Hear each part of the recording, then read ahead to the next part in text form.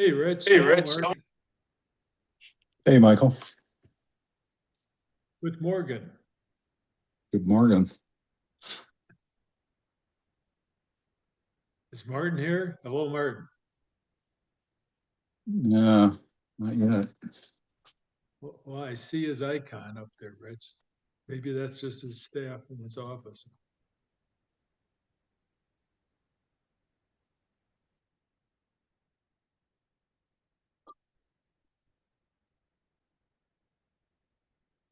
I know he likes to be on time, so Hi, this is Kat I've from got two Stargate monitors. Partners. Good morning. Good morning. So just wanted to let you guys know that Martin is actually at an event in Joel Barrow. So he might be delayed coming in. But if you guys want to start before by 4, then you can at 10. Yeah, okay. Thank you.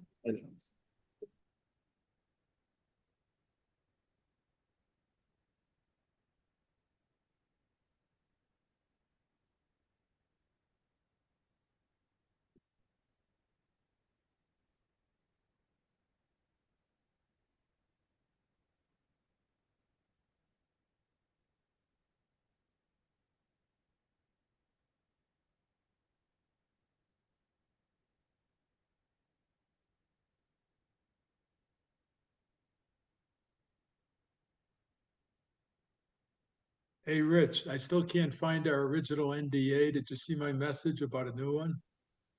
Yeah, I did. Okay. Yeah, Well, that's fine. yeah, there's no hurry on it. You know, you and I have known each other a long time. My deep dive on timing chains is taking only about Sure. 2 hours out of my days lately, but it's it's going to be a long-term thing, Rich. But I'm going to watch for your pneumatic valve. Yeah, I haven't sat down to sketch that yet, but I will. Oh, I thought you had it sketched in the past. Oh no, I've got to. Well, what's important is when we turn off the engine, this mechanism has to lock up, and I'll explain the reasons for that next week.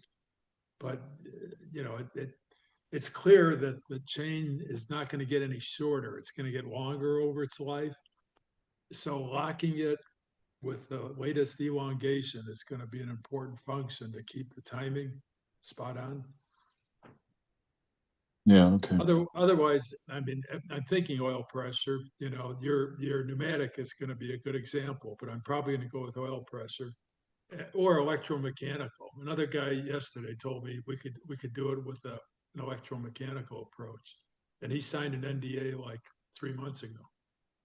So Yeah, yeah, I was thinking the same thing. And this embodiment that drawing that I'll send you, there's probably a way to make that electromechanical. well, I'm also looking at a purely mechanical solution. That's going to be the simplest, but of course it has to survive 1,000,000 miles, and it's going to have parts that are going to be moving. So with the chain and oil, I'm happy, even though the chain elongates due to wear when it's in oil. But for the Yeah, belt that's not in oil, my mechanical solution is going to have durability problems. right. But it's an interesting deep dive, and I'm probably not going to go any more than about 6 weeks. And if things don't go well, Rich, I'm just going to pull the plug on it. Understand. I Hey, wonder just to where let, Roland. I wonder where Roland is today. yeah, I don't know. Hey, just to let you know, I was expecting a service guy here at 9 o'clock, but he still hasn't shown up. So, he's probably going to come as we're on the phone. So I may be, in and out if he does show up, if he shows up. So So, it could just be myself and Martin. yeah, it's sort of, Well, I sent him that ear cam, and I think I sent it to both you guys, Rich, with the 16-year-old who invented it.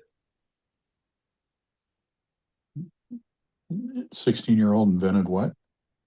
It's a camera that looks like an earbud. It doesn't go in the ear, it goes on the earlobe. It might as well be an earring.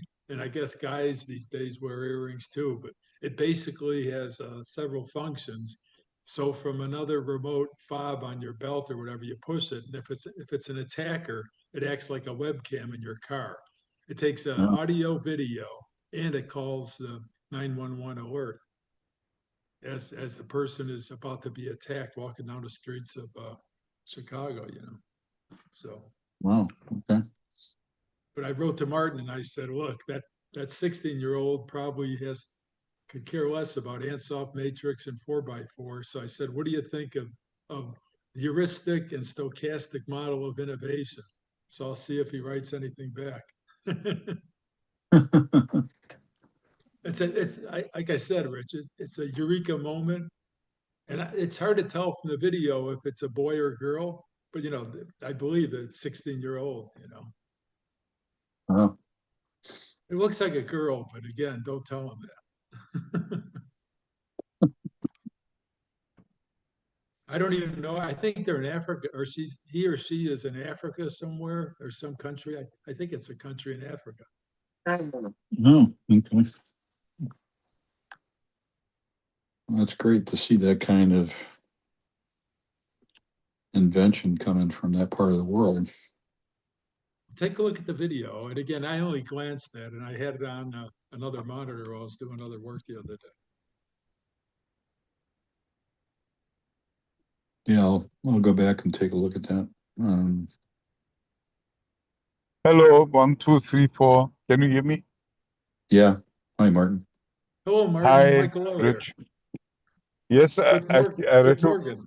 recognize you by your voice. Hello, Yeah. 1, 2, 3, And 4. we started I'm in, we started without you, Martin, but don't yeah, worry. We're in good which is shape. very normal because I'm currently in Malaysia, which is north of Singapore, and I'm in a zone that is being developed by the Singapore and the Johor Bahru government, and they want to improve the business for both sides. And I spent the entire day traveling from one company to another and talking with people about how this goes and all. And I had a very deep insight about innovation today because they all asked me whether or not Singapore can become an innovation hub. And I don't think so, because Singapore suffers, Malaysia suffers from a brain drain, both to other countries, especially Singapore, but also from company to company. So the talents, they go away before they can even achieve anything. And I find that quite disturbing if you look at it from a perspective of a country. I'm still now in Malaysia now, and they hope that by reuniting the south of Malaysia with Singapore, that would improve the quality of life and the wealth of the people in both countries, and initially, but especially Malaysia. And I don't think so. Yeah. Are you thinking that because it can't compete with Singapore?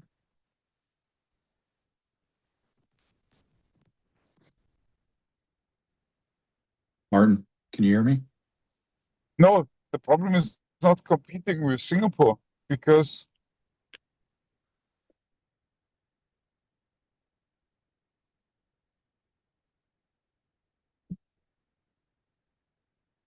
Martin, we can't hear you. Singapore is like an old chewing gum. You know, if Martin, you're choppy. We're only getting pieces. You're breaking up, Martin. chewing gum that you've chewed on for hours at one point in time.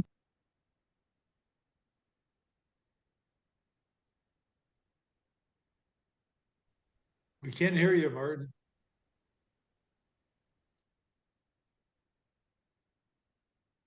Martin, why don't you try dialing back in and see if you can get a better connection?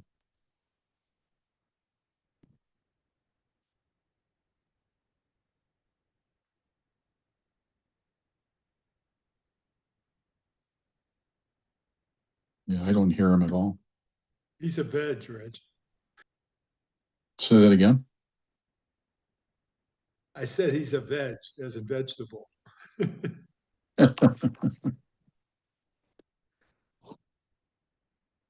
He probably heard me.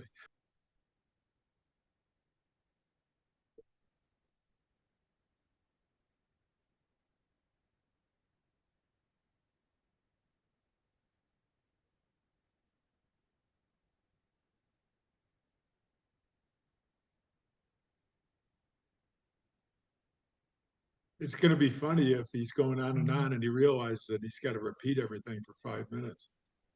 Yeah, right.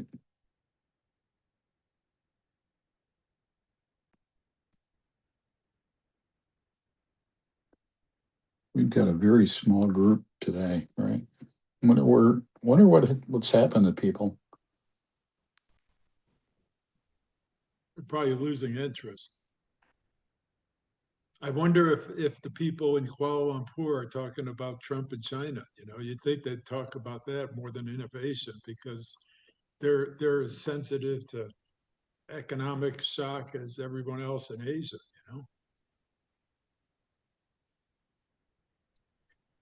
I'm back now. Hello. Yeah, that's better. Okay, good. So what I heard in the background is a very small group today. Yes, can be. But today is a public holiday in most of the Catholic countries. So we are talking about a public holiday today. Well, I'm Catholic, Martin. Refresh my memory. Do you know the name of it? Yeah, I am too. Ah, you're both Catholic. Well, yeah, Oh. May 13th, 14th is nothing. In Germany, it's a public holiday, and probably is I don't know. It's a Catholic holiday. Well, May 1st is May Day in the United States. May 5th, of course, is Cinco de Mayo, which the Hispanics celebrate. But May Okay. 14th, yeah, I grew up Catholic in grammar school and high school. So through age 18, I went to church every week, you know, and every day in grammar school. So I know my Christian or Catholic holidays, and May 14th is not one of them, unless you can tell me the name of it. Right. Wait. Okay, I will look Well, it up. Europe has many more holidays than we do in the US. So Maybe it's some European saint from Germany or France, you know. Okay, it's the Ascension of Christ. Oh, that's 40 days after Easter. Okay. So it comes on a different day every year. Okay, I'm with you, Martin. Yeah, it's 40 days after Easter. And yes, it was a holy day of obligation.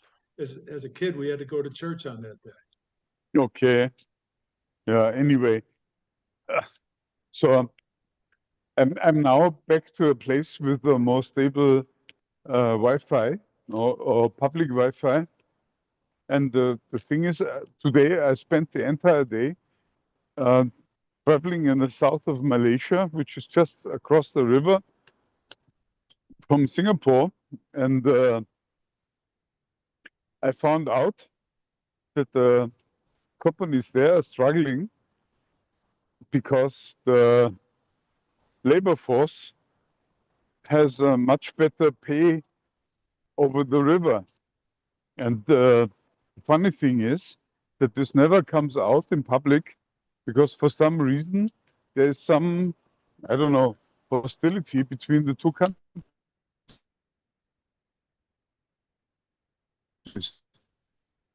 So near And- is only 10 kilometers. 10 kilometers away. So Martin, what are the two countries? Singapore and Malaysia. Well, Singapore is an island in the south of Malaysia, and Malaysia is a country north of Singapore. And there's almost there are 300,000 commuters.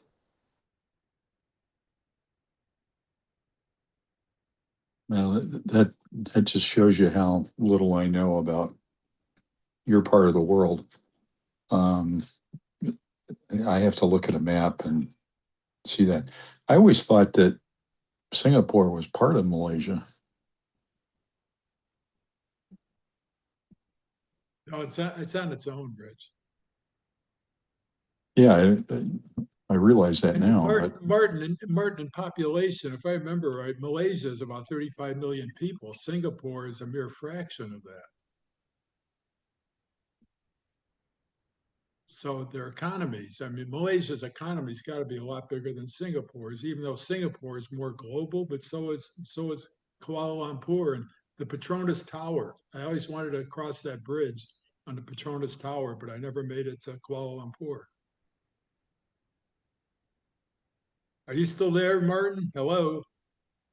He's gone again, Rich. People, I have a suggestion. Can you hear me? I believe yeah, it's I very can. difficult to continue this. I would suggest, yeah. Hello, 1, 2, 3, 4. Yeah, yeah, You're yeah, breaking up, Martin. I'm I'm I'm he- I'm yeah. here We in the should just middle do it of next week. nowhere, and I would suggest next week again.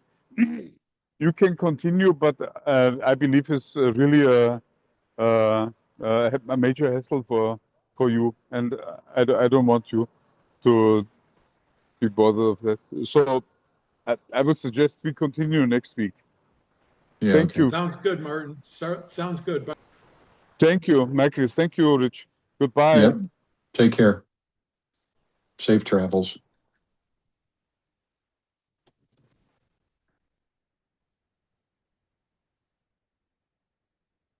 Bye.